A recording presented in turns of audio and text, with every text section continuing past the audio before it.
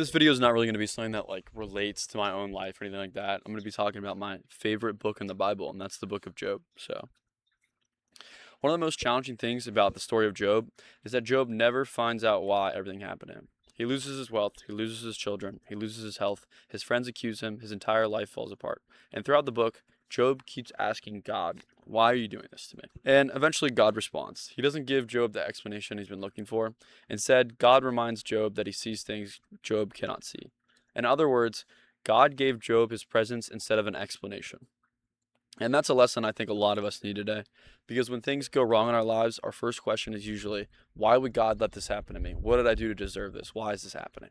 But faith has never been about when trusting God, when his plan makes sense. Faith is trusting God when you can't see what he's doing. Job teaches us that we don't have to understand everything to trust God. We don't have to have every answer.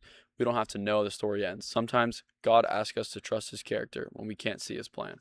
And why I love this book so much is I'm able to relate it to my own life. Job had questions. Job questioned why God was doing this. God, what did I do to deserve this? Why are you doing these awful things to me? What is the benefit of this? He had doubts. He doubted his faith. I doubt my faith every single day. It's awful, but it's something I have to overcome. Job was hurting. I've suffered. I've hurt. I've been there. Yet he kept bringing those feelings to God. He didn't run away from God. He ran towards him. That's the lesson. When life doesn't make sense, don't run from God because you don't understand him. Run to him. Because your understanding has limits, but God's wisdom never does. I'll leave you guys with this. The greatest lesson from Job isn't that suffering exists. It's that God is still worthy of our trust even when we don't get the answers we're looking for. I love you all. I hope I helped you guys grow closer in your faith, and I wish you all a good day.